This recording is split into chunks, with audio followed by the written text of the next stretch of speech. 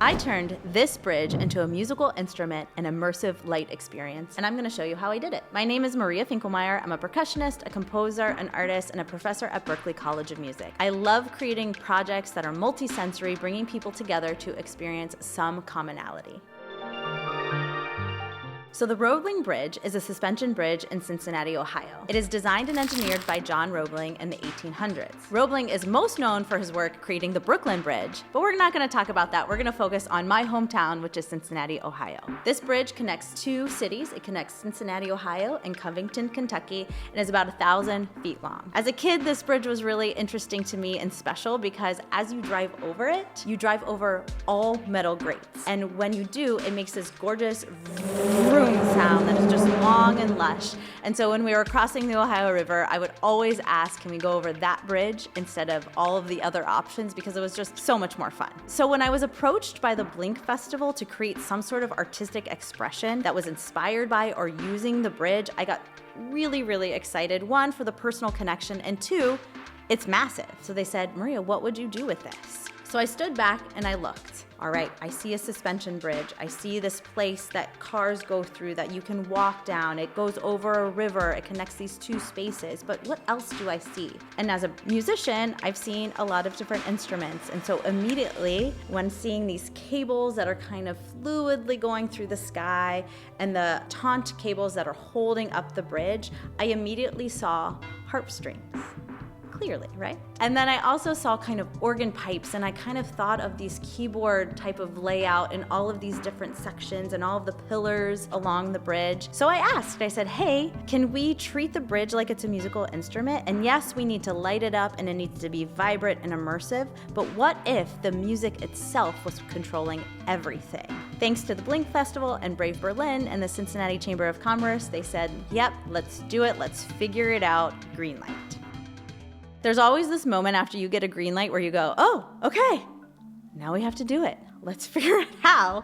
And so I'm going to try to distill this kind of very intricate project into 3 stages, all right? So stage 1 is to literally get to know the architecture. Whenever I'm working with something that's a building or a bridge or a stadium or a public park, I need to be there, I need to feel it, I need to hear it, and I need to see it. Stage 2 is about the creative space. What do I want to make? So it looks a lot like researching history, trying to understand the stories, trying to understand the builders, and everyone that has contributed to make that piece of architecture. And then stage 3 is the logistics. How do you actually, brass tacks, do the project? And for this, that meant what kind of programs used, what kind of hardware to use, and what kind of partners to get on board to make something like this happen. So step 1, really fun. Get on site. We had recorders, we had sticks and mallets. The idea was to meet the bridge. So that means taking a mallet and kind of grazing it along these grates. What kind of sound is it making? It meant kind of striking different pillars. It meant singing into like these big hollow chambers that exist below the bridge. It was just walking. How long did it take to walk from one end of the bridge to the other bridge?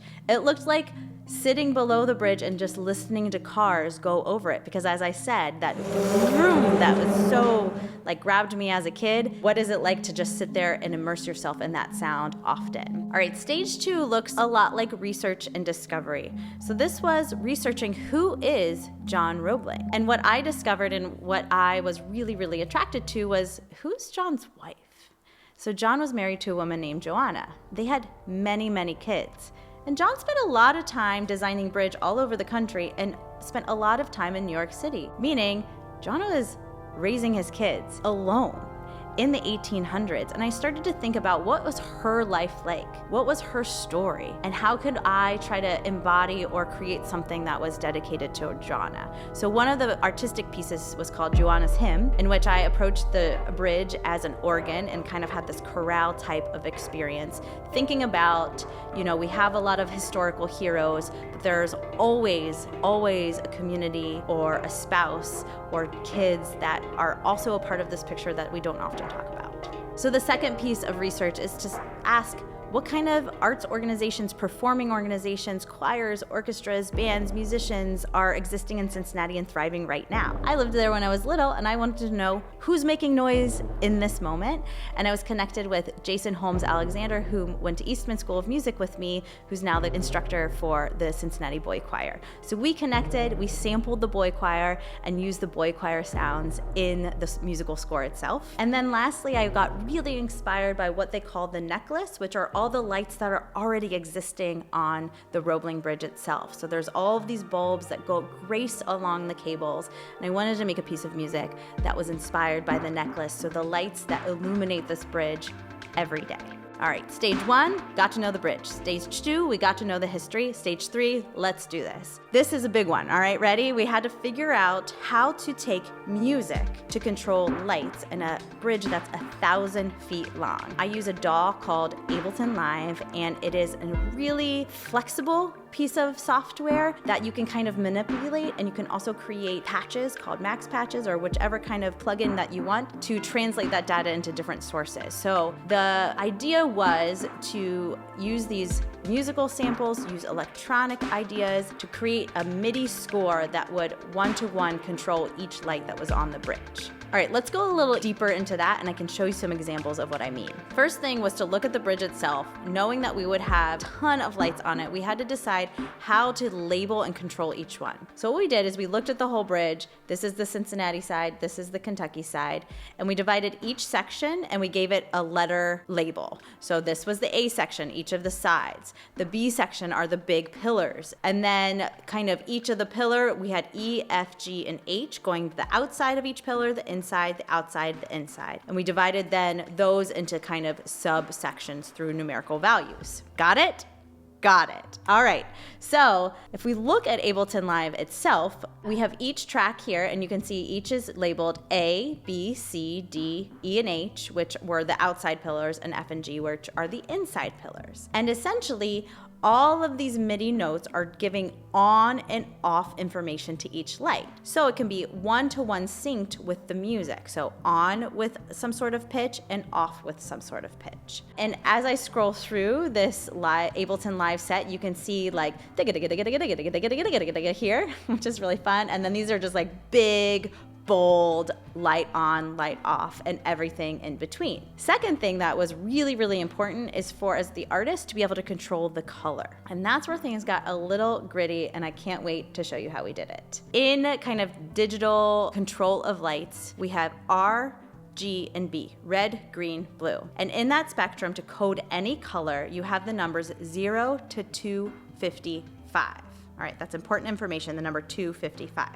Now, in Ableton Live, to control the velocity, which is how kind of hard you strike a musical instrument, fast velocity to soft, slow velocity, there is a spectrum. It goes 0 to 127. Now, 127 times 2 is 254, which is very, very close to 255. So we came up with a theory that said if we can code each MIDI note with 3 velocity numbers, can we actually control color? So if the color is 100, 100, 200, let's say, I'm not sure what color that is off the top of my head, but we can figure that out, then the velocity would be 50, 50, 100. So we did some tests, we figured it out. Look, if you see here, there's E100R, E100G, and E100B.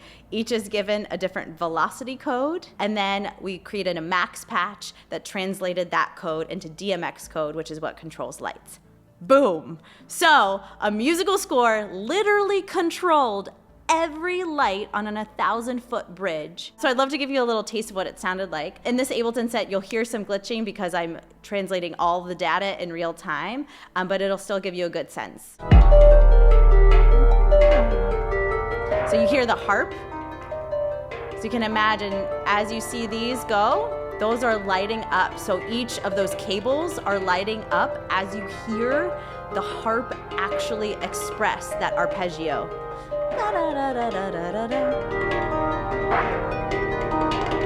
Look, all of this will light up together as you get to the end. And then that sound here, that's actually a field recording of a car going over the bridge that I've essentially pitch shift to kind of create this little melody. And all of these pink sections are those big pillars lighting up as the kind of car goes over.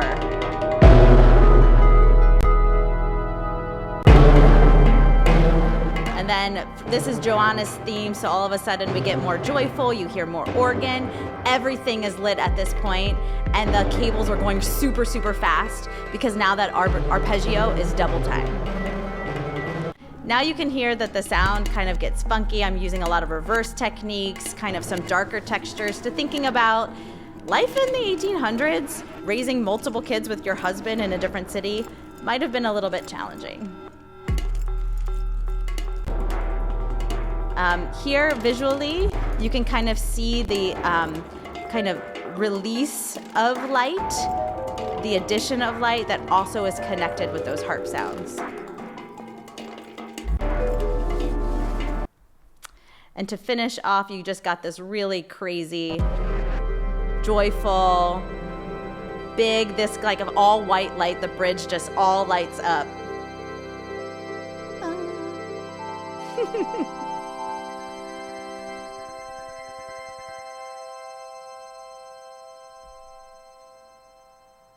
So all of that happened alone in my studio, me and a laptop, theoretically creating all of this code that would control this massive bridge. So we did a lot of tests, sending the sets back and forth with the lighting company, but nothing works until it works. So getting on site had this mix of like nervous energy and excitement, and also just as an artist to go from staring at a laptop for hours on end to then sitting at 2 in the morning with everything plugged in, hitting spacebar to like pray that it worked, was an emotion that I really can't describe other than just like being washed with this grateful expression that I could make something for so many people and for a place that meant something to me sentimentally. But it was an absolute joy to do all of that because the result was this piece of architecture that lit up, that had speakers throughout the whole bridge. And thanks to Brave Berlin and the Blink Festival, there were golf carts that went back and forth that people could actually immerse themselves in the music, in the stories, in the light, and kind of have this moment of joy as they traveled from one section of the festival to the other, and just kind of be excited that we can look at these pieces of architecture we see every day, that we travel every day, that have use in our daily lives, but we can also sit back and see them as art. We can see them as music, and we can experience them in a new way. And what I hope is the millions of people that came to this festival that stepped foot on the bridge that night talk about that one night where the bridge lit up. And I hope that by creating these types of moments, people just timestamp and find joy. They're able to go back to that place even when we don't have the rig all set up, and they can just have that memory and feel that warmth around them. I love creating these types of projects, and if you'd like to see more, click this video right here.